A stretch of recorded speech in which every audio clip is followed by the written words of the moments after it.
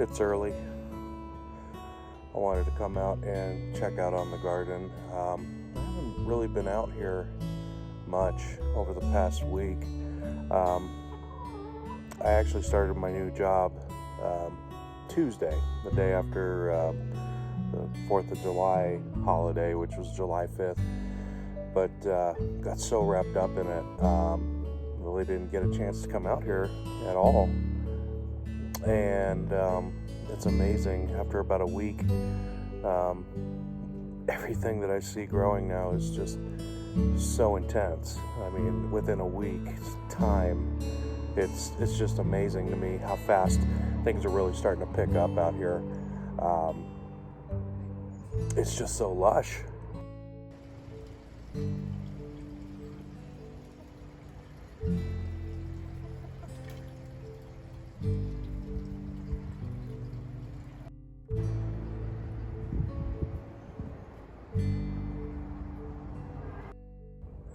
I think the reason for that, I'm doing something different this year. So once a week I come out and I'll do a fertilization, but it's different. So I'm doing 1 week where I'll do fish emulsion, and then the next week I'll do worm tea. Now it's very diluted.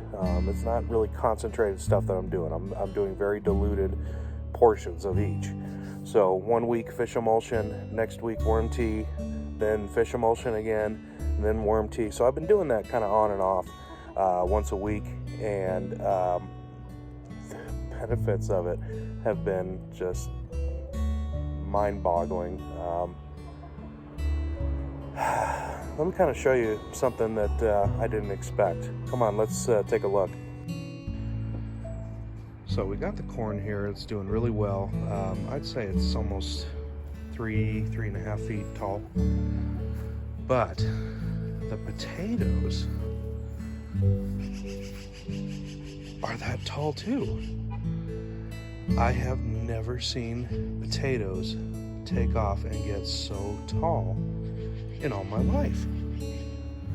And the flowers are just insane on this. Comment below, guys. Let me know if this is something that's typical, because I've grown them in buckets before, and never did they even get close to that height. So I think that means I'm doing something right. And this, I believe, is the Amish paste tomato. But it is taking off so quick. And the growth that's happening on here. So just to kind of put it into perspective, a couple weeks ago, it wasn't even to this top part here. Yeah, it's taken off for sure. My sunflowers back there, they're starting to get tall. The corn is actually starting to catch up, which surprises me. Then we go in here, we got our honey nut squash and our pumpkins. They absolutely exploded. Go around to the side here. There's some more sunflowers, but look at that. The leaves on these things have just gotten so tremendously big. Here's another one of our tomatoes. Boy, this thing's growing really fast. Unbelievable. And it just keeps getting taller and taller. And we're only halfway through the season.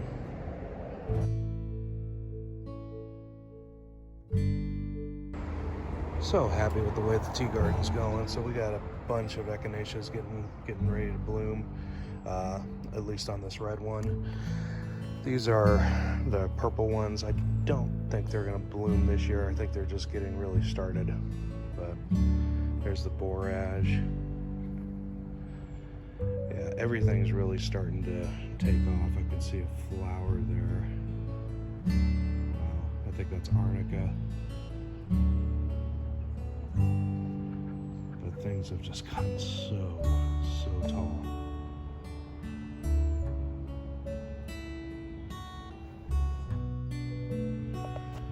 cucumbers, I think they're about ready to come out. Jeez. Unbelievable. Loving this. This thing was actually wilted when I came home on Friday because I hadn't really stayed on top of watering. So I thought, oh no, this sucker's dead.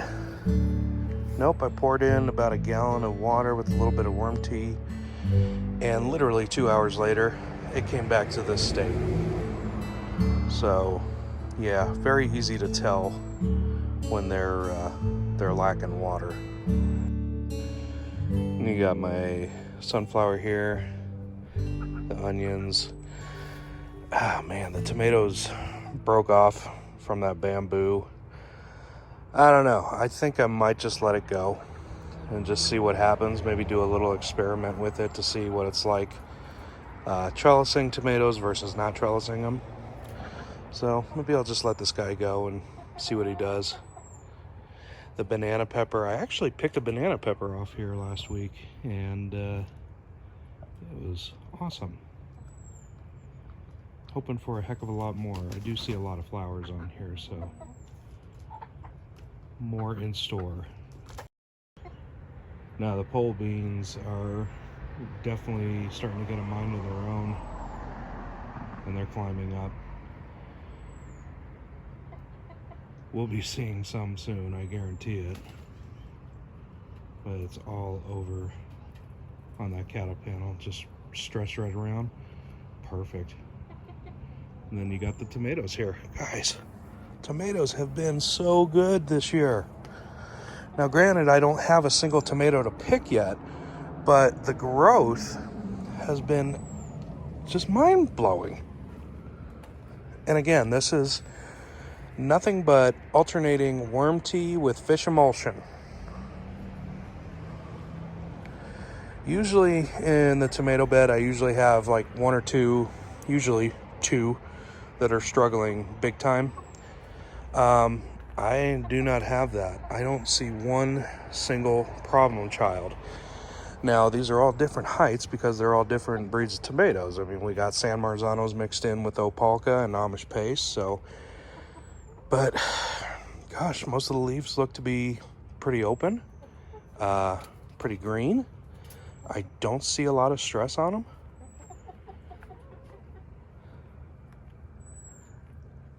Just really lush. Fantastic. So getting back to work has been an adjustment, to say the least. I've been so used to not waking up at the crack of dawn for the past, I'd say, 6 months now. And yeah, now I'm waking up at 6 a.m. Thank God for coffee. Don't get me wrong, I love this job, and I'm so thankful that I got a job. But it is an adjustment. It's a very involved job where I'm going to be basically working 10 hours a day for the most part. And with that, your energy really kind of diminishes, so that attention to the garden tends to diminish. Thank goodness for my wife, who's willing to help out with that. But it's a trade-off. I mean, you know, it's this is something that is fun, is a hobby that I love to do more than anything. And then you have something that's a necessity that you have to have. You need to pay bills. You need to, you know, save up for retirement. You need to have insurance. You know, just all the adulting things that go along with it. But I'm happy that I got what I got now. And I'm very happy that the garden is kind of taking on a mind of its own. And that's kind of the way I wanted to set it up, was very low maintenance. Once it starts going, once it starts really taking off, there's not a lot I need to do besides watering it. I will continue to go out once a week and do either worm tea or fish emulsion, but really there's not much I need to do at this point. It's kind of off and running on its own. It's got its own, almost its own mind. Now the next step is we're going to start doing canning. So we're getting a bunch of jars in real soon, and we're going to start prepping for that, because if the tomatoes keep looking this well and start producing a bunch, we're going to have more than we know what to do with. And I want to make sure we stay on top of that and have plenty of tomatoes to can, and something that's going to last us a big part of the year. Because I'll tell you right now, we did tomatoes last year. I think we ended up with about 8 32-ounce jars. Went through them in less than 3 months. That's how much we enjoyed it. So that's why I doubled down on tomatoes this year and went, okay, I'm going to can even more. And the chickens are definitely in the, I guess, prime right now of laying. The first flock that we got, not the chicks that we got back in March, they haven't laid yet. They probably won't lay until about September, August, September, I'm guessing. But the other girls, yeah, we're getting about 4 to 5, sometimes 6 a day. And we have a ton of eggs right now, which is great. So some of them we're trying to sell. Some of them we gave away to family, a couple neighbors, things like that. But still loving having chickens though. I still think it's one of the best decisions we made. And that fertilizer that they put in the off season in those garden beds, it's being put to good use, most definitely. So one of the issues we're running into is we're trying to sell our eggs. Again, we're out in Colorado. We're trying to sell our eggs, and right now mine are at $4 a dozen, which I don't think is that bad. I really don't. And I have people commenting on the site saying, well, I can get them for $2 a dozen. $2 a dozen. Yeah, you probably can, but let's think about where that's actually coming from. I think a lot of times people don't look at where that egg is actually coming from, what kind of chicken it's coming from, what conditions they're in, what kind of diet they're fed. They just see an egg and say, hey, it's an egg, it's good for you. It makes all the difference in the world what kind of diet they have, what kind of temperament they have. Are they stressed? Are they eating a well-balanced diet? Are they just on vegetarian? Are they just eating grass?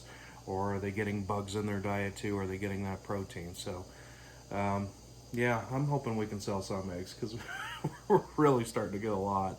And if we don't, then I guess we'll freeze them and save some for whenever we do any type of baking or anything like that. But I know they last a long time, so if I end up with 5 dozen, 6 dozen in the fridge for a while, so be it.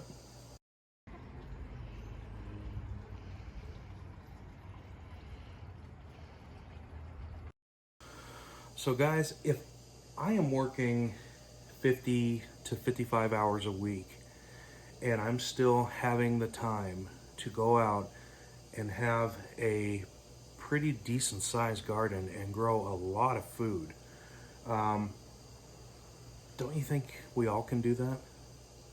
I really do think we can. I think a lot of people think, I don't have time for a garden, I just can't keep up on it.